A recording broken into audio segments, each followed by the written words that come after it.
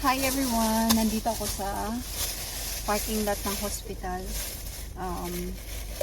Bumili ako lumabas kasi ako saglit, I should say, para bumili ng pagkain ko. Nagugutom ako, kanina pa ako dyan sa hospital, kanina pang umaga.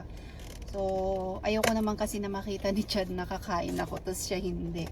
Hindi pa kasi siya pwedeng kumain.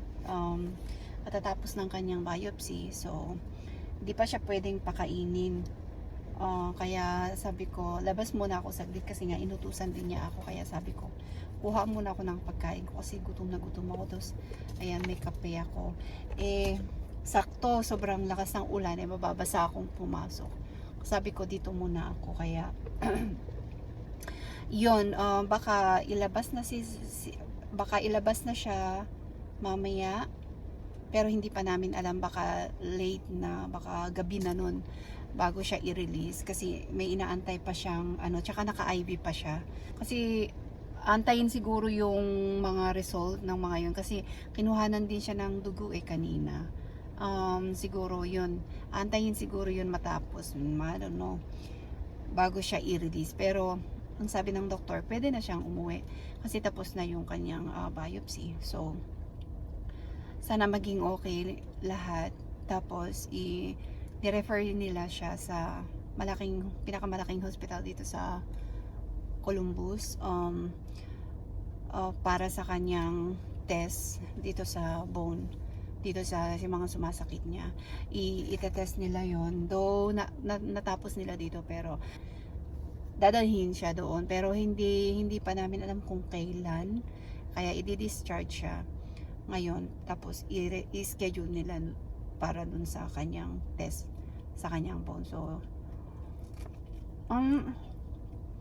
hopefully matapos din ang lahat, ano mo yun.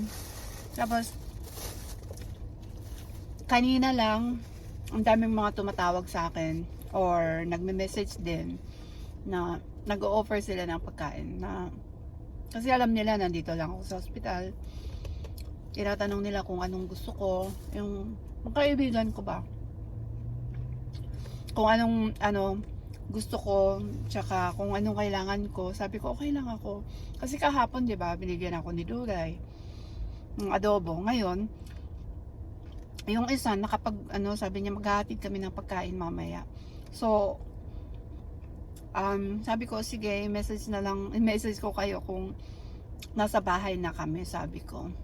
Kasi nandito pa kami sa hospital.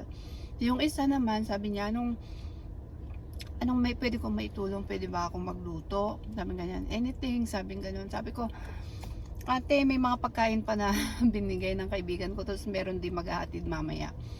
Kaya, okay pa naman ako, te, sabi ko ganun. Kaya, papasalamat ako sa mga taong, alam mo yun, yung iniisip yung kalagayan mo. Nagpapasalamat ako sa kanila kasi do hindi kami madalas lumabas, alam mo yun, yung connection namin hindi kasi nawawala. So very thankful ako na may mga kaibigan ako na mga ganyan, na yung time na ganito, yung mga kailangan mo, sila, nandyan sila.